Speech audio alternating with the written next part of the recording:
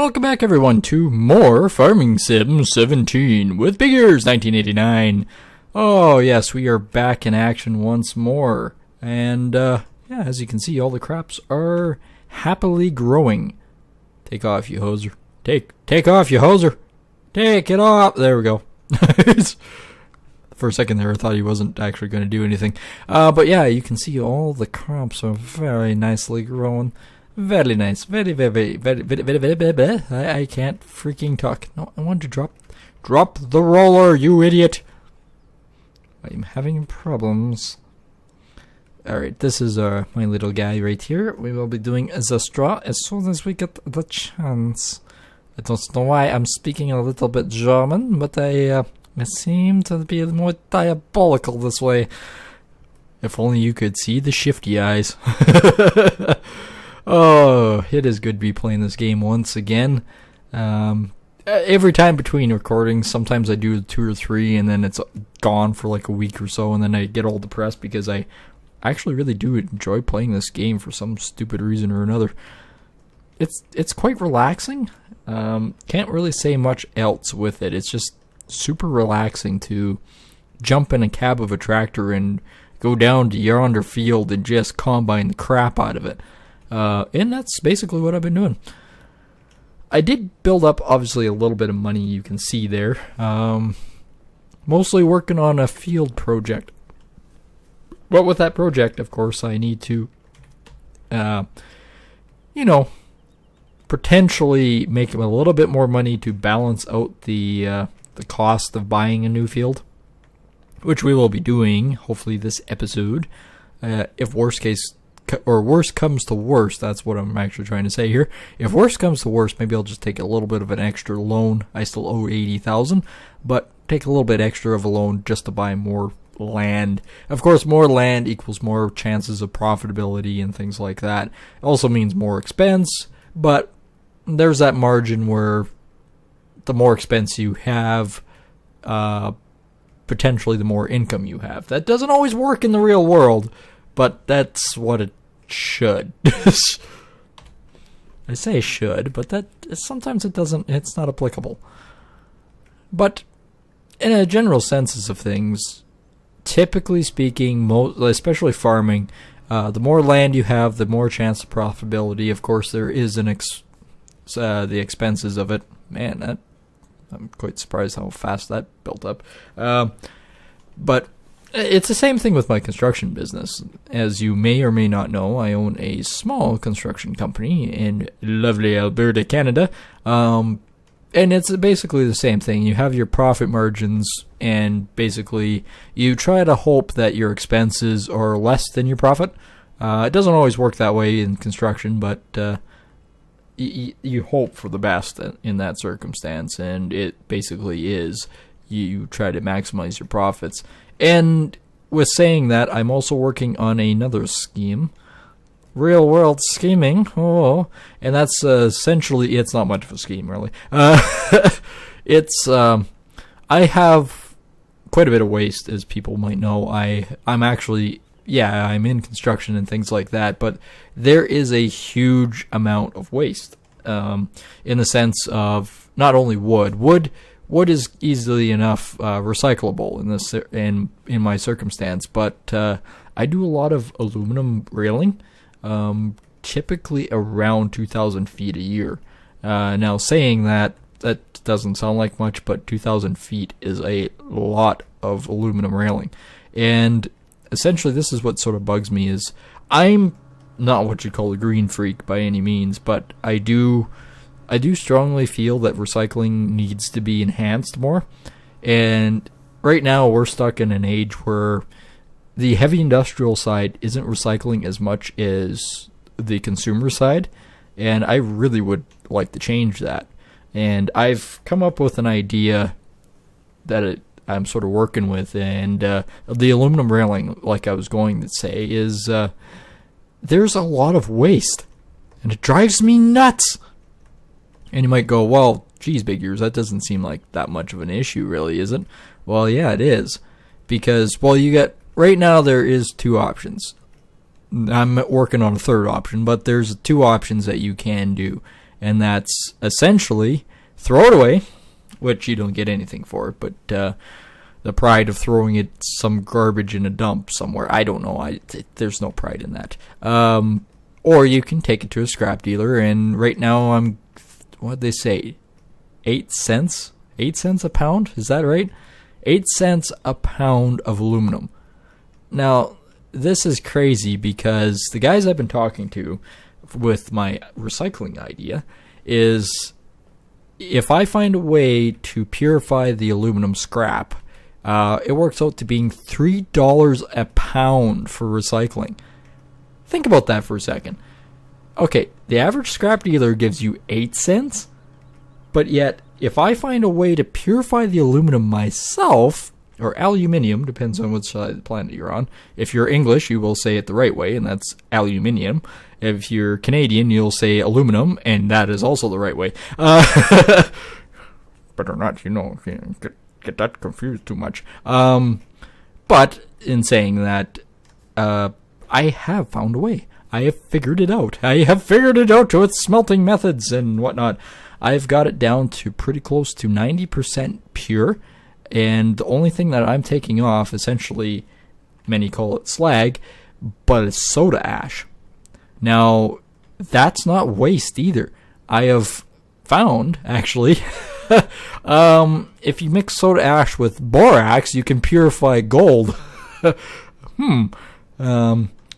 So yeah, that's what I've been doing in my spare time, is learning how to recycle properly, and working it out. And essentially, too, what I'm trying to get at is, with the whole profitable margin thing, and especially what we were talking about before, you try to maximize your profit versus your expense. The expense of it, of course, is you're throwing this crap away. Essentially, it's crap, but to me, it's gold, right? It's almost better than gold. And I get lots of it. So essentially, it's free because someone's already paid for their aluminum railing, and the cutoffs, I don't take that off the bill. It's garbage. Who would think in their right mind that, oh, I'll knock off 4 cents off this piece of scrap aluminum because, hey, it's not worth anything. Well, I have found a way to make it profitable. Now, you might think I'm crazy, but looking at it, you can clearly see that if you, well, especially me, 2,000 feet on average a year, that averages close to 800 pounds of scrap aluminum. And you go, well, geez, that seems to be an extraordinary amount. Not really. And I also, besides the actual install, I go back to other job sites where, for some odd reason, there was a party going on, and so-and-so may have broken a post or two and things like that. So I go in and replace a post here or something there, and there's nothing you can do with it. Well, there is now. I can recycle it. And the smelting methods I've come up with is actually fairly clean. Like it under high heat, there is hardly any poisonous gases or anything like that polluting the atmosphere because I use such high heat and methods. I've also used carbon. Believe it or not, carbon is amazing stuff, which is also known as charcoal. You can make your own charcoal filters, and that's what I've been doing, and I've been making my own charcoal filters to clean the air from when I do the smelting. So that's pretty cool. And people say that you can't do this in your backyard, but I'm sort of proving them wrong here. But there's more to this story, too. Is besides the construction side, I'm also working on the whole reprocessing electronics. And this is what gets me is we do have a big recycling center here where I live. And Alberta in general, I can't remember what they said, but it's one of the top recyclers in North America, actually, because we apparently recycle the most of most things. However, the recycling company that in my local area does recycle electronics, but only certain ones. They want full computers, and they also want essentially big TVs and things like that. Whereas your TV remotes and things like that, they don't want. I can't figure this out because from what I found is everything, it doesn't matter size, is profit. Because there are programs, and that's why you pay your recycling fees and things like that. There are programs out there that you can basically that help with the recycling process and things like that. With electronics, people don't realize the actual profit margin to this. I'm not saying that everyone should go out and do it, because there is setup costs to this.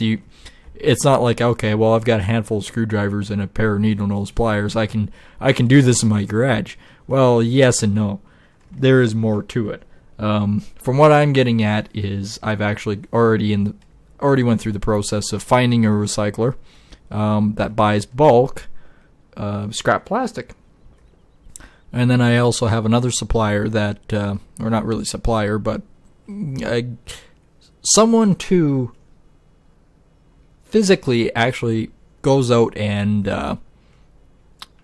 buys PCB, which is your electronic boards and stuff. Now, with that, what I've done is when I take electronics apart, I've come up with a process of cleaning the gold off stuff and silver and basically all the metals off these boards. But the boards are worth something themselves because they're silicon boards. So I've got a guy that after the processing done he actually prefers the processes to be done and takes the board, shreds them, and then repurposes them. So then they can be remade into new boards. It's actually really, really exciting when you think about it, because say your average computer. Right now, all the plastic I sort and figure out what sort of series it's in out of the 1 to 7. Most of the time it's ABS PVC computer electronic plastic, which is number 7. With that, then I shred it down and basically make bulk pellets. But the other side to that is there's lots of what's called white goods tin. It's a lightweight tin that is also recyclable. I get about 3 cents a pound off that. Then the coppers that are in it, golds, silvers, yada yada yada, whatever else is attached to the boards, especially capacitors, are mostly aluminum. You got to be careful though, because it does have electrolyte in it, which has to be drawn out before the process starts. Otherwise, kaboom! It is slightly explosive. And then, of course, you've got your most laptops have monitors in them, whereas the other ones don't have the monitors, but they are. The glass in them's worth a small fortune because they're industrial glass, and you just break it all down, and what is going on here? I am seeing the birth of a combine. Oh, the birth of a bale. That's what I'm seeing here. Oh boy. Well, we had he was not happy with it coming out, so apparently he wants to shove it back in its butt. What we just witnessed here is something very spectacular in the wisdom of combining. It's unimaginable what I just watched and saw here, but anyways, what I was saying with the whole, you're not going to get rich quick off this. What I've figured out and what I've done roughly is your average computer, your average laptop is about $10. I make about $10 off each laptop. Now each PC, depending on if it's a regular one, I make about $12. If it's a gaming computer, I make closer to about $22 a computer. It doesn't really sound like much, but when you do 1,000 of them, then you start making profit. I haven't got that far yet. I've actually only most of it I've just sort of organized. I haven't really done much shredding or anything like that. It's just I organized it. I took it apart, and that's as far as I got. I haven't really sold much yet. I'm going to. That's going to be clearly a thing that I'm going to be doing shortly. But thanks for joining me with the ramble about profitability and recycling, and we will catch you next time. And make sure that you do leave a like, subscribe to the channel, share my shit and all that good stuff, and we will see you next time. Take care, everyone.